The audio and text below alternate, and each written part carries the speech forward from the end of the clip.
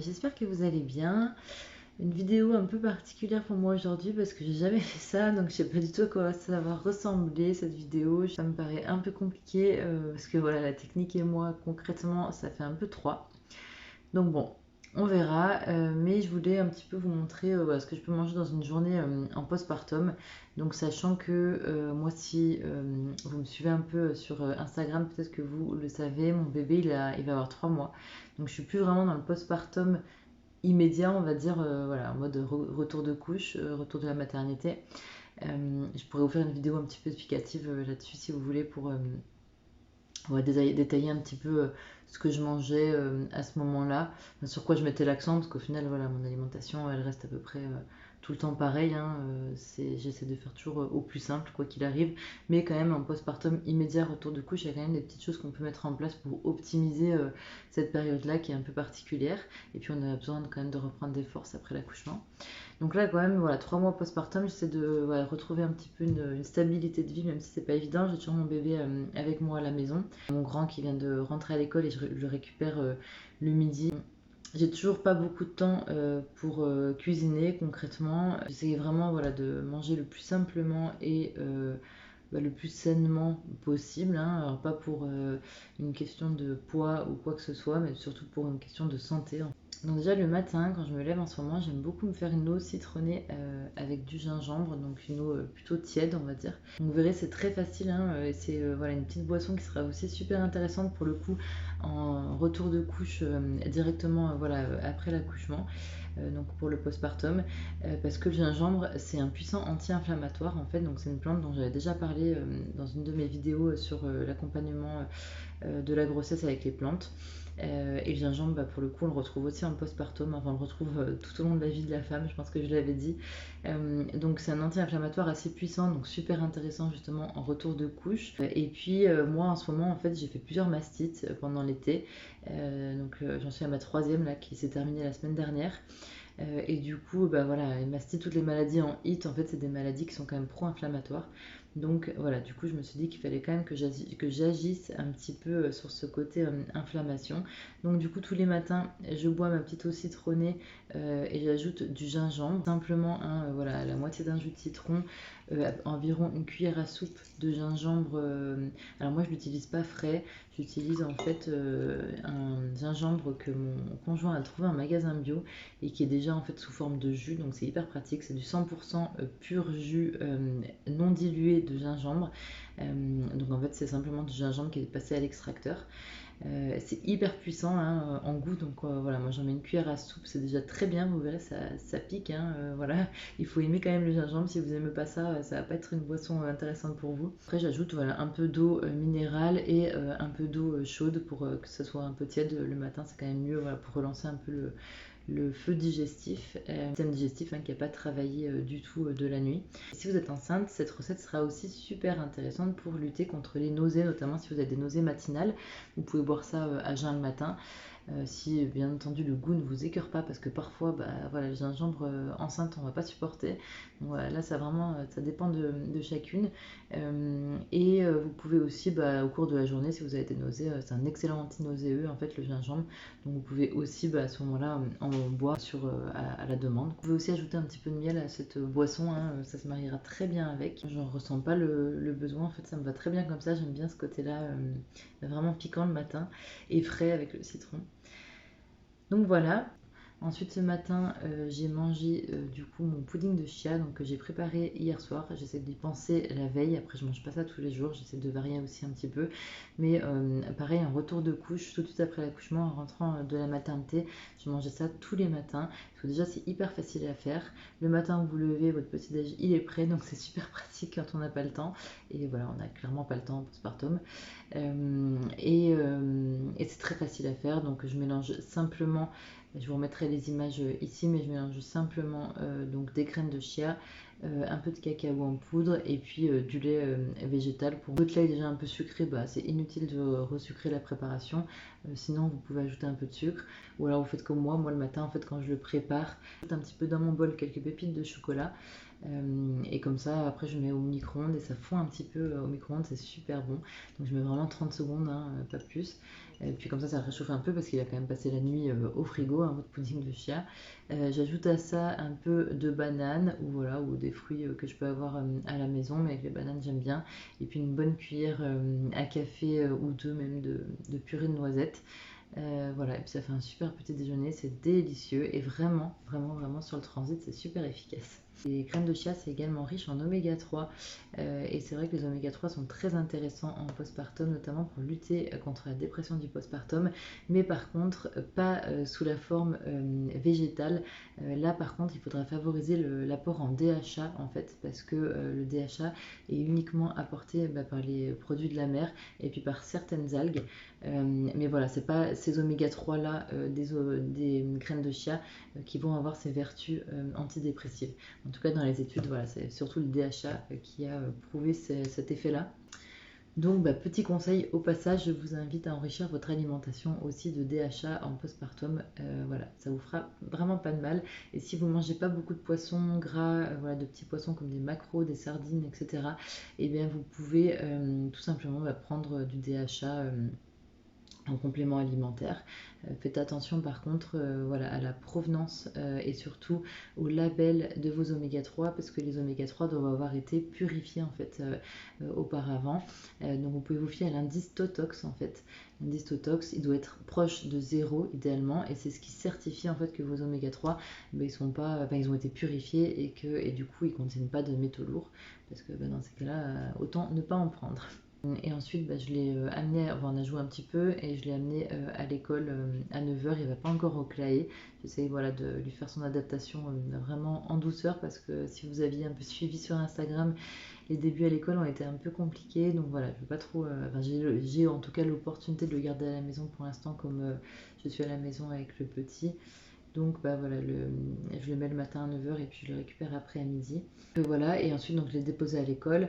Je suis allée faire une petite promenade avec mon petit bout de chou en porte-bébé. Et puis je suis rentrée, je me suis préparé un petit café, ou ça dépend, hein, soit un café, soit une chicorée, ça dépend de ce que j'ai envie tout simplement. Voilà, je l'ai bu en terrasse et puis voilà, là je suis en train d'essayer de rendormir mon petit cœur et voilà, je sais pas encore trop ce qu'on va manger ce midi mais je vais préparer quelque chose d'assez simple je pense, comme d'habitude hein, vous verrez de toute façon c'est très simple hein, on va droit à l'essentiel. De toute façon je vous montre tout ça. J'ai pas du tout préparé voilà, cette vidéo, c'était aussi le but, c'était de vous montrer justement la vraie vie quoi. Donc voilà, je vous montrerai ce qu'on mange à midi et puis peut-être qu'on a peut-être des petits restes d'hier, je sais pas, je vais voir. Et puis ce soir, je vous montrerai aussi ce que je vais cuisiner parce que j'ai pas fait de meal prep. Des fois, je fais un peu de meal prep le week-end, mais là, j'avais rien fait du tout donc voilà, on fera avec ce qu'on a. Donc je vous retrouve un petit peu plus tard.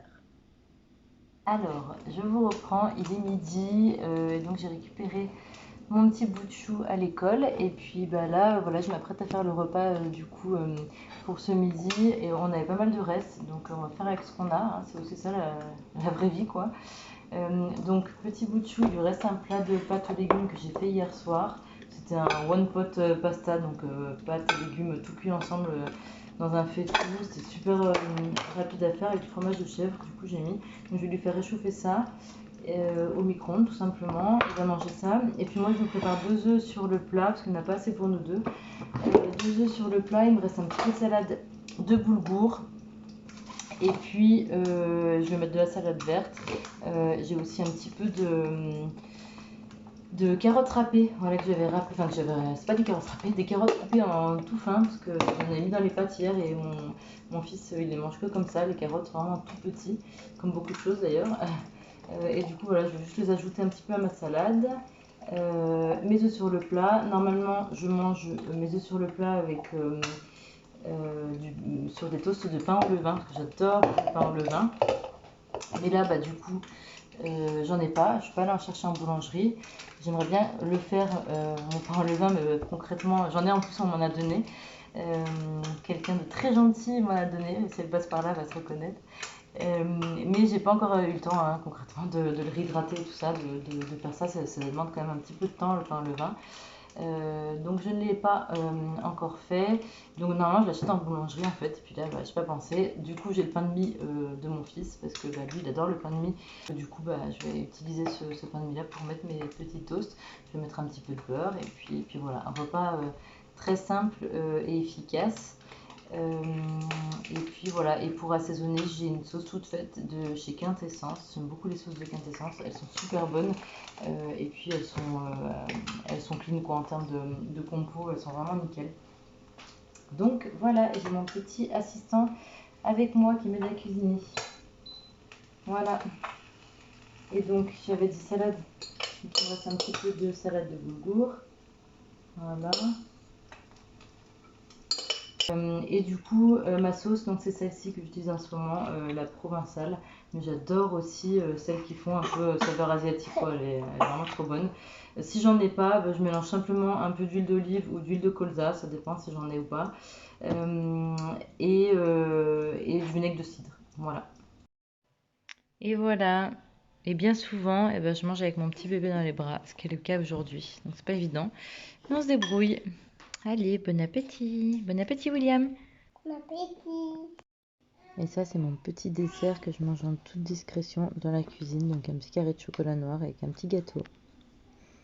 Si vous pensez que je n'allais pas goûter, c'est mal me connaître. Donc me revoilà pour le goûter. Donc juste avant, là, mon fils vient de se réveiller de la sieste. Donc il est à peu près 4 heures. Mon petit bébé, il a dormi 30 minutes et pendant ce temps, j'ai essayé de travailler un petit peu et j'ai fait un tout petit peu de rangement. Je voulais ranger, en fait, j'ai acheté des petits bocaux pour mettre mes plantes, voilà, pour faire un peu mieux organisé. Surtout, j'adore les plantes, je trouve ça super joli en plus, donc je voulais les mettre en fait bah, ici, là, derrière sur mes petites étagères. Et du coup, voilà, j'ai tout simplement bah, pris mes sachets de tisane, enfin de plantes, et puis je les ai mis dans les bocaux. Il faut encore que je les étiquette. Mais j'ai pas encore trouvé les étiquettes en question. Et puis bien entendu, j'ai pris des bocaux qui sont pas lisses, donc ça va pas être évident. Faut que je trouve ça sur, bah, je sais pas encore trop où. Si vous avez des bons plans, je suis preneuse. Ensuite, eh ben, je me suis préparé une petite infusion. J'ai fait camomille ortie. Donc deux plantes que je recommande vivement pour le postpartum. La camomille parce que bah, voilà, elle est apaisante, elle est adoucissante, autant voilà, sur le système nerveux que sur le système digestif. J'en avais parlé aussi dans ma vidéo sur les coliques, sur l'accompagnement des femmes enceintes. Mais vraiment en postpartum, la camomille elle est vraiment top aussi. Moi elle m'apaise énormément, puis c'est hyper bon, c'est un goût super mielleux comme ça, j'adore. Et puis l'ortie, donc l'ortie c'est une plante qui est très reminéralisante, qui est très riche voilà, en plein de minéraux, notamment en fer, donc très intéressant en postpartum et notamment pour prévenir aussi la chute de cheveux et puis voilà, la perte de fer liée aussi aux pertes sanguines bah, qu'on a tout de suite après en retour de couche et puis les mois qui vont suivre. Hein, donc moi je m'en fais aussi régulièrement. Et c'est ces deux plantes qui sont complètement safe pour l'allaitement, donc moi j'allaite mon bébé euh, en allaitement exclusif. Et la camomille, elle est bien aussi donc pour les coliques du nourrisson parce que elle va aussi permettre, en passant dans le lait, bah, d'adoucir le système digestif de bébé. Elle va être aussi calmante. Et puis on peut aussi lui donner comme ça une cuillère à café lorsque c'est nécessaire. Donc là c'est le goûter. Donc pour le goûter, il reste un pancake de ce matin pour mon fils. Donc je vais lui préparer ça avec un petit peu de purée de noisettes. Et puis moi je vais me faire je pense un pain de mie avec de la banane et de la purée de noisettes également. C'est mon fils qui est en train de s'énerver. Et voilà, et si vous allaitez, vous savez très bien que pendant l'allaitement on a très faim. Donc voilà, j'avais aussi beaucoup aimé en postpartum les petits snacks, je vais vous en montrer un. Hop. J'ai aussi beaucoup aimé ces petits snacks là de chez Jolie Mama, voilà, qui sont top, j'en mange aussi assez régulièrement. Et aussi le bouillon au collagène qui est top également. Donc voilà, soit je vais manger ça là, soit je me ferai une petite tartine, je sais pas trop encore. Je vais voir et je vous dis. Et voilà, donc on est parti sur une tartine de pain de mie avec des bananes, des petites pépites de chocolat. Mais je crois que je vais pas pouvoir la manger tout de suite parce que bah voilà, aléa du postpartum, le petit bébé veut aller faire dodo, donc je vais essayer de le coucher. Voilà. Donc voilà ce qu'est devenu ma tartine quand je suis revenue. Donc mon fils a mangé toutes mes pépites de chocolat. Hein William? Et voilà, bon bah merci. Bon bah je vous retrouve pour le dîner et en fait je me rends compte que j'avais une pâte feuilletée au frigo qui était, enfin, qui est bonne jusqu'à aujourd'hui. Donc bah je vais la faire et je vais faire du coup une petite tarte fine aux courgettes avec un peu de chèvre qui me reste aussi au frigo et puis quelques tomates cerises. Je mettrai quelques feuilles de basilic à la fin. Tout ça avec une petite salade. Je vais voir parce que j'ai des avocats, je crois aussi à faire. Donc bah voilà, je vais regarder un petit peu ce que j'ai. Et puis bah voilà, je vous montre tout ça. J'espère juste que j'aurai assez de courgettes. J'essaie de les couper en tranches assez fines quand même.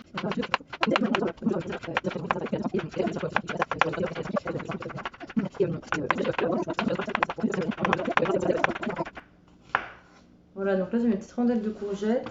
J'ai découpé ma pâte feuilletée parce que je vais la faire préchauffer au four.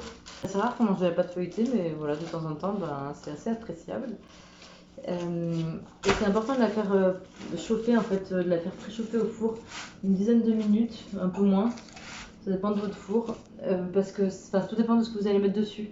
Mais si vous faites par exemple une tarte à la tomate ou aux courgettes, comme là, ça rend beaucoup d'eau. Si elle n'a pas préchauffé, bah, elle va absorber toute l'eau ou ça va couler partout dans votre four. Ça va pas être très agréable et surtout elle va pas se tenir en fait.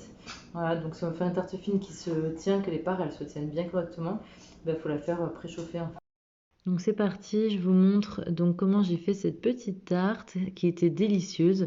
Donc là sur le fond de ma tarte, donc j'ai appliqué 2 cuillères à café à peu près de pesto rosso, donc c'est ce qui me restait au frigo. Donc voilà, j'ai fait les fonds de tiroir. Et puis donc là, j'ajoute mes petites rondelles de courgettes que j'avais coupées assez finement pour que ça cuise bien correctement au four parce que ça va cuire très rapidement. Les petites tomates cerises, du tofu rosso par-dessus et puis voilà, pas mal de parmesan. Alors j'en profite pour dire que le tofu rosso, on fait attention à la consommation de soja pendant les périodes de grossesse et d'allaitement, donc on n'en consomme pas plus d'un produit par jour, hein, voilà, c'est ce qui est recommandé officiellement. Donc maintenant sel, poivre, un peu d'herbe de Provence et puis j'enfourne 20 minutes à 180 degrés, même pas 20 minutes, ça cuit très vite et c'était vraiment délicieux, on s'est régalé, donc c'est pas un plat hyper joli mais c'était très très bon. Bah, je vous reprends, nous sommes le lendemain matin, je suis en balade avec du coup mon petit doudou, j'ai déposé mon fils à l'école. Et puis je voulais conclure un peu cette vidéo et surtout j'y ai pensé hier soir en me disant mince, je veux pas non plus donner l'impression que le postpartum on peut cuisiner, on peut voilà. Je redis juste que voilà mon bébé moi il a 3 mois, aujourd'hui d'ailleurs. Donc ça change tout vraiment. Faut savoir que si vous voyez cette vidéo et que vous êtes à 2 semaines postpartum ou même à 1 mois postpartum, ne vous paniquez pas. C'est normal au début de galérer, de ne pas pouvoir cuisiner, de rien pouvoir faire. Et d'ailleurs, c'est nécessaire aussi, il y a vraiment un temps de repos qui est vraiment nécessaire. C'est surtout les 40 premiers jours. Et du coup, moi, en fait, je pourrais vous refaire une vidéo là-dessus si ça vous intéresse, sur comment j'ai fait pour connaître un postpartum beaucoup plus serein cette fois-ci que pour mon premier, qui s'est bien mieux passé. J'ai vraiment mieux préparé, je pense. Mais voilà, ce qui est important, donc voilà, c'est de prendre le temps et puis de bien vous entourer en fait en postpartum. Moi, pendant 3 bonnes semaines, pendant les premiers mois même, pendant tout le premier mois, j'ai eu du monde à la maison. J'ai créé mon village, comme on dit, voilà. J'ai fait appel à mon village pour avoir tout le temps des gens qui se relayaient auprès de moi, pour pouvoir m'aider en fait. Voilà, faire la cuisine ou s'occuper de mon grand parce que je pouvais pas forcément jouer avec lui. Enfin voilà, il y a des choses après qui se remettent en place tout doucement. Donc c'est vraiment une grosse période de chaos ces premières semaines. Et c'est pas, enfin ma vidéo est pas représentative de ça en fait, du tout.